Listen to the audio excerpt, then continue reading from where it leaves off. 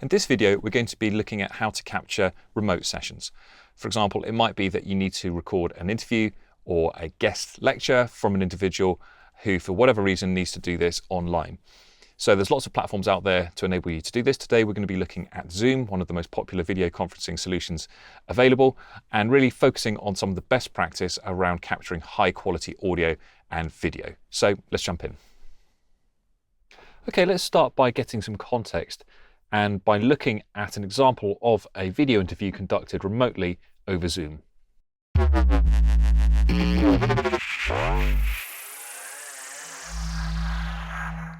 Hi everybody, I'm live from London, which is something I've always wanted to say. So my talk is on how to get into the music industry. I've never done this before, never done a presentation kind of this long and about this kind of topic, so bear with me. So perhaps the most noticeable thing about this type of content compared to something more formal is that it's very much an ad hoc, off the hoof type of delivery and tends to be less kind of slick and professional around the edges. But that's okay, because that's very much what is expected for this type of remote video session. And that said, there are a number of things that go into actually producing up this type of content to make it actually usable in terms of the video and the audio quality. So let's take a deep dive now into looking at how to go about setting up this type of video capture and how to make sure that you end up with something that is usable, interesting, and informative for the user. So Zoom, as you may well know, is a remote video conferencing service at heart, but it also allows you to capture those recorded video sessions as well. It's accessible through the website, but most of the action actually happens through a desktop application, which is what we'll be looking at in just a moment.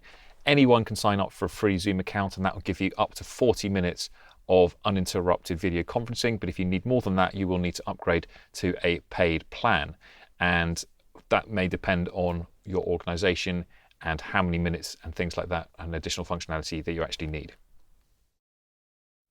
So the Zoom desktop app looks like this, and from here you can schedule new meetings, join existing meetings, share your screen, and all sorts of things. But what I want to focus on first is actually the settings, and we're going to look at how to go about setting up both the audio and video settings for capturing a remote session, and then also the settings for recording that session as well.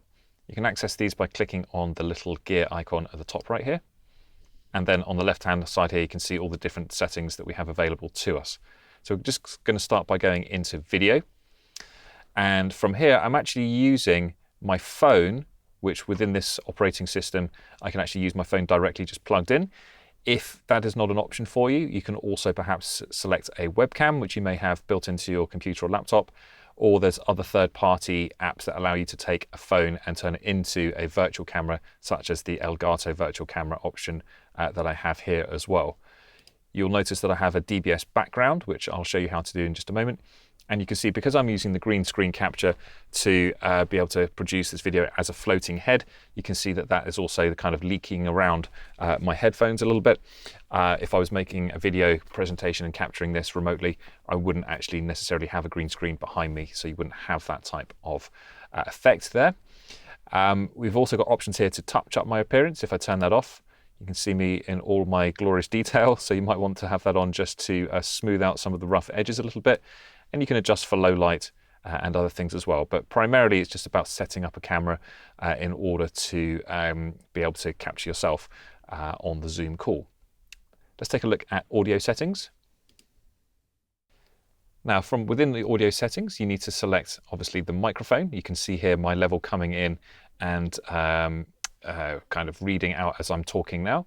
We can test that by clicking test mic, saying something, and then if we can hear it when it plays back, we'll know that the microphone is working. And you can choose different microphones from this drop down here, depending on what you have set up within your system. And similarly with the speakers, you can test the speaker to hear, make sure you can hear the sound that's coming out. And again, you can choose your output device from this menu here. Now, if we just scroll down a little bit here, we can see within the audio profile section that we have some controls to allow Zoom to actually remove background noise. And this can actually help improve the audio quality, because often speakers, either myself or the guest joining the call, may have some background noise. And you can use this setting to automatically suppress background noise so you get a better quality audio. It's nothing worse than capturing a remote video session like this and it being unusable because the audio on the call is simply not good enough. So this is a really important feature for that. You can also turn on this feature here, Original Sound for Musicians, which is recommended for studio environments. So if the person you're speaking to, if it's important for that they are able to play music in high quality through the Zoom call, this is a feature that you can turn on and it will effectively improve the quality of the audio that's been captured. It's also great for streaming high quality audio straight from a digital audio workstation if that's part of the call as well. Let's take a look next at recording options. And from the recording menu, we can see that we can either create and store recordings locally on your hard drive, but you can also record directly into the cloud. You can see that this is currently managed on the web rather than through the app. So if I'm going to click on this now, go through to the Zoom website, and we'll look at some of the cloud recording options on the Zoom website. So from the settings menu, when you're logged into Zoom, you can come across to the recording tab, and this is where you can find all of the settings for your video recordings. If we come down to the cloud recording area, you can see this is turned on, and you can see then that there are a lot of different options for actually how your remote session is going to be recorded to the cloud. So I have this set up currently so that it's going to record a gallery view with a shared screen.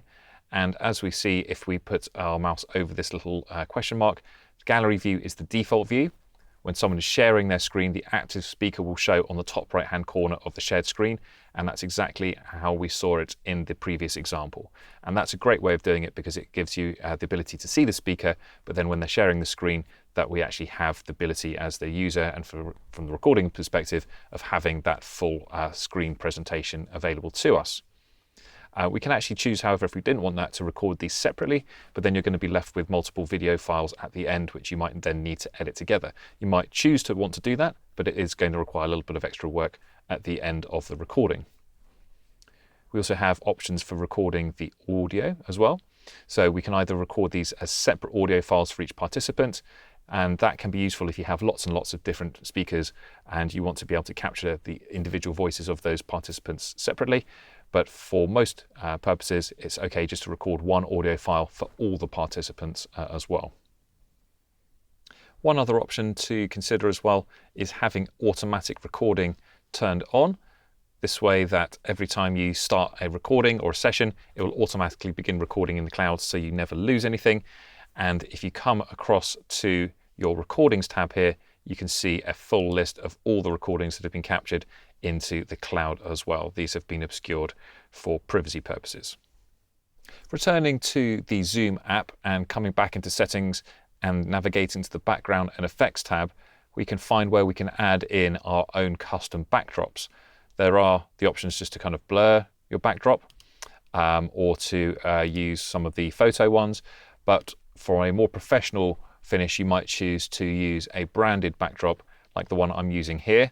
We actually have a selection of these depending on what the presenter is wearing. So if I was wearing a white t-shirt, it wouldn't make sense to have a white backdrop. And conversely, if I was wearing a dark blue t-shirt or possibly this black t-shirt, it might not make sense to have this dark blue background because I might be a little bit too camouflaged against it. There is also this option here to tick, I have a green screen. And as you do that, you can see that my green screen effect, you can just see the edge of my green screen here is being used for the backdrop, but the corner of my studio room here with all that lovely mess in the background is now suddenly visible. So we want to be able to turn that off. We can also choose to mirror the video. So I'm now speaking in kind of mirror format, so directly reflected as it were. This is slightly more natural to have that off. And if we want to add an image or video, we simply click this plus tab here and upload the appropriate image that we want to use. So returning to our example, I'd like to point out a few other areas of best practice for you to consider when you're capturing your own remote recorded sessions using Zoom. Now I've chosen this freeze frame because it illustrates really nicely that the guest, in this case Hattie, has chosen a well-lit light spot with an attractive backdrop, and this can really help improve and enhance the quality of the video that you get from these types of sessions. It's important to make sure that the guest has access to a high quality video, camera, and also a microphone, and it's worth working with them in advance to make sure that they have those things set up and in place, and that they know how to use Zoom correctly in order to be able to make sure that their video and audio settings are correct. And also, if they're going to be doing some screen sharing, that they're familiar with how to do that as well, so that when you come to do the session, everything is working exactly how it should do. So Zoom has been around a while now, and it's continually developing and evolving. And that means that there's more topics and more features than we can cover in one video here. But those are some of the main considerations to think about when you're recording a remote session using Zoom. But if you, your colleagues, or your guests have any questions about using Zoom or getting started, I'd recommend checking out the support area of the Zoom website, where you can find getting started guides, guides to audio and video, account management, some of the new features like the AI companion. There's also a great search feature, and you can find support by different topics as well.